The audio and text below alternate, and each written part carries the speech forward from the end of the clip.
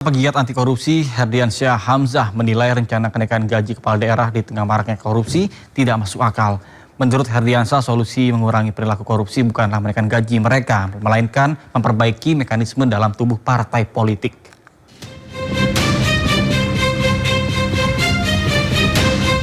Usulan menaikkan gaji kepala daerah menuai reaksi publik, apalagi alasannya karena beban pekerjaan kepala daerah yang kian berat dan demi mengurangi tindak pidana korupsi. Peneliti Pusat Studi Anti Korupsi Universitas Mula Warman Herdiansyah Hamzah menilai menaikkan gaji kepala daerah demi mengurangi korupsi adalah keliru. Hamzah menyebut akar permasalahan dari perilaku korupsi bukanlah jumlah gaji yang diterima para kepala daerah, melainkan tingginya biaya politik dan buruknya mekanisme partai politik. Karena problem mendasarnya bukan soal menaikkan gaji atau pendapatan kepala daerah. Kita mesti berusaha bagaimana mencari akar persoalannya. Satu, misalnya keterlibatan kepala-kepala daerah yang sampai hari ini misalnya sudah 17 plus 1 kemarin yang terjaring OTT KPK, itu mesti dipahami pada hulu persoalannya. Satu, itu berkaitan dengan kos politik. Kos politik ini kan berdampak kepada kepala daerah sehingga mereka berpikir untuk mengembalikan modal politiknya. Dengan mengusulkan kenaikan gaji atau pendapatan kepala daerah, itu adalah solusi yang keliru dan tidak serta-merta menghilangkan tindak pidana korupsi di kepala-kepala daerah. Sebelumnya dalam rapat dengar pendapat bersama Komisi 2 DPR, para ketua asosiasi pemerintah daerah berkeluh kesah jika beban pekerjaan mereka semakin tinggi dan tidak sebanding dengan gaji yang mereka terima. Mereka pun mendesak agar peraturan pemerintah nomor 19 tahun 2000 yang mengatur keuangan termasuk gaji para kepala daerah segera direvisi. Perlu kami sampaikan bahwa regulasi terkait dengan hak keuangan kepala daerah sudah tidak sesuai dengan perkembangan dan dengan perkembangan kewenangan dan tanggung jawab kepala daerah dan wakil kepala daerah yang saat ini semakin berat bebannya dan kompleksitasnya. Belum terdapat regulasi pengganti yang memberikan kepastian hukum pasca berlakunya Undang-Undang Hubungan Keuangan Pusat dan Daerah. Menanggapi keluhan Asosiasi Pemerintah Daerah, Menteri Dalam Negeri Tito Karnavian pun memberikan sinyal untuk mengubah peraturan pemerintah nomor 19 tahun 2000 tersebut. Sebelumnya sepanjang 2026 sebanyak 12 kepala daerah terjaring OTT KPK. KPK menyebut pemicunya adalah mahalnya ongkos politik dalam pemilihan kepala daerah. Tim Liputan Ainus melaporkan. Di tengah maraknya korupsi dan rencana kenaikan gaji gubernur, gaji ASN di Maluku Utara terpaksa dipotong. Gubernur Maluku Utara Serly Joanda beralasan pemotongan terpaksa dilakukan karena anggaran pemerintah daerah mengalami defisit.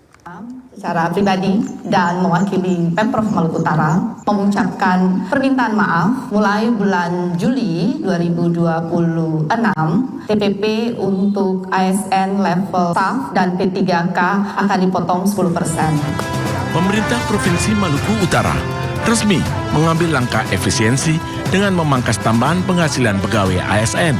Gubernur Maluku Utara Serly Joanda menegaskan keputusan ini diambil sebagai langkah terakhir karena kondisi fiskal semakin berat, terutama setelah pemerintah pusat memotong anggaran daerah sebesar 709 miliar rupiah. Oleh karena itu, dengan berbagai pertimbangan dilakukan efisiensi potongan 10% untuk TPP mulai bulan 7 sampai bulan Desember itu menghasilkan efisiensi 67 miliar. Artinya kita masih tetap defisit 51 miliar. Solusinya adalah peningkatan PAD. Jadi, apakah bisa tidak dipotong? Tidak bisa. Dengan berbagai simulasi itu yang terbaik yang bisa dilakukan. Oleh karena itu, saya mewakili pribadi dan pemerintah Provinsi Maluku Utara memohon maaf atas pemotongan ini, memohon pengertiannya dan menginfokan penjelasan bahwa memang fiskal kita dalam kondisi yang sulit untuk tidak dilakukan pemotongan karena rencananya pemangkasan akan diterapkan mulai Juli hingga Desember 2026. PNS, staf, dan P3K akan dipotong sebesar 10%. Sementara eselon 1 hingga 4 sudah sejak awal Januari ini dipotong sebesar 20%. Tetapi tadi juga sudah mendengar semua keluhan dari kepala daerah bahwa itu tidak menyelesaikan masalah kami di daerah karena kami sekarang tidak punya cash flow untuk membayar gaji P3K sampai dengan akhir tahun. Sebelumnya, Gubernur Serly sempat curhat ke DPR di depan anggota Dewan dan Menteri Dalam Negeri. Sherly mengaku kesulitan menggaji pegawai pemerintah P3K sampai akhir tahun 2026.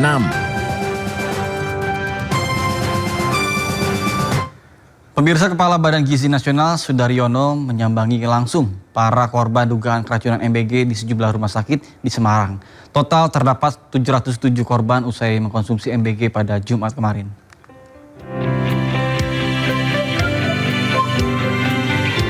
Kepala Badan Gizi Nasional Sudaryono menyambangi langsung para korban dugaan keracunan MBG di sejumlah rumah sakit di Semarang. Di antaranya di RS Permata Medika, RS Bakti Tamtama, dan RS Panti Wilasa Citarum. Kunjungan dilakukan untuk memastikan kondisi para korban yang totalnya mencapai 707 orang. Terdiri atas 693 siswa, 14 guru SMK Negeri 6 Semarang, usai menyantap MBG pada Jumat kemarin dengan gejala pusing, mual, muntah, dan diare. Gimana kondisinya? Siap, untuk hari ini kondisinya sudah baik, Bapak. Tadi untuk saat ini sih keluhan-keluhan mual muntah diare sudah nggak ada. Tanda-tanda vitalnya juga sudah baik. Terakhir tensi sudah normal ya Bapak ya, 112/96. Nadi juga sudah baik, 95 kali per menit. Iya. Berdasarkan hasil investigasi awal, BGN menduga insiden dipicu oleh beberapa bahan makanan yang kini dalam proses pemeriksaan laboratorium, serta waktu memasak yang dilakukan terlalu dini sebelum makanan dikirimkan. Sudaryono memastikan pihaknya telah menjatuhkan sanksi berupa pemberhentian sementara atau suspend kepada Satuan Pelayanan Pembunuhan Gizi SPPG Karangturi yang melayani para penerima manfaat tersebut. Sementara itu, tabir dugaan korupsi di tubuh BGN semakin terbuka. Kali ini, Kepala Badan Gizi Nasional Sudaryono mengungkap banyak rekening SPPG yang tidak jelas. Kepala BGN Sudaryono buka-bukaan terkait dengan dugaan korupsi di Satuan Pelayanan Pemenuhan Gizi. Dari hasil penyelidikan sementara ditemukan 414 rekening ganda atau bahkan belum beroperasi. Total dana yang ada di rekening ini mencapai sebesar sekitar 311,2 miliar rupiah. BGN pun langsung mengembalikan dana ini ke kas negara. Sudaryono pun tegaskan tidak ada SPPG yang kebal hukum. Telah menemukan adanya 400, bisa ditampilkan, 414 SPPG atau dapur yang rekeningnya itu kemudian rekeningnya either double atau rekeningnya dapurnya nggak ada atau dapurnya belum beroperasi. Sehingga kami mengembalikan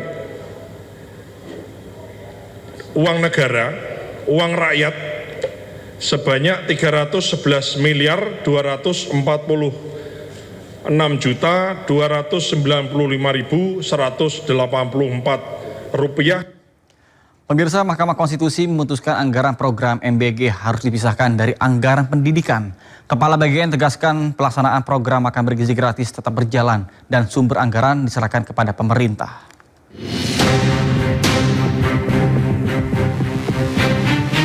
Mahkamah Konstitusi tegaskan makan bergizi gratis bukan bagian dari komponen utama biaya operasional penyelenggaraan pendidikan. Pemerintah mengalokasikan anggaran pendidikan 769,1 triliun rupiah atau sekitar 20% APBN di 2025 dan dari jumlah tersebut 223,6 triliun rupiah dialokasikan untuk program MBG bagi peserta didik. Menteri Sekretaris Negara Prasetyo Hadi mengatakan pihak Istana Kepresidenan akan mempelajari lebih dulu putusan MK terkait pemisahan anggaran program MBG dari anggaran pendidikan dalam APBN. Kami juga sudah mendapatkan informasi bahwa MK mengambil sebuah putusan, tapi memang yang pertama karena kami posisi sedang di luar kota secara resmi, kami belum menerima salinan keputusan tersebut dan tentu saja karena apapun keputusan MK tentu kita hormati, nanti akan kita pelajari karena bagaimanapun kalau berkenaan dengan masalah anggaran tentu kita tidak berdiri sendirian karena anggaran itu kan kita susun juga bersama-sama dengan teman-teman kita di DPR. Jadi mohon waktu. Badan Gizi Nasional atau BGN menyatakan pelaksanaan program makan bergizi gratis atau MBG tetap berjalan di tengah putusan Mahkamah Konstitusi yang mewajibkan pemisahan anggaran pendidikan dan MBG. Kepala BGN menegaskan lembaganya tidak berwenang menentukan sumber anggaran karena merupakan kewenangan pemerintah. Itu pasnya ditanyakan ke Pak Purbaya ya saya kira. Karena kami ini kan mau anggaran nyantol di mana kan kita menjalankan anggaran itu kan gitu. Sebelumnya, Mahkamah Konstitusi memutuskan mengabulkan sebagian gugatan uji materi program makan bergizi gratis yang diajukan Yayasan Taman Belajar Nusantara bersama 6 pemohon lainnya. Dalam putusannya, MK memerintahkan anggaran program makan bergizi gratis harus dipisahkan dari anggaran pendidikan paling lambat di APBN 2028. Dari Jakarta, tim liputan iNews melaporkan.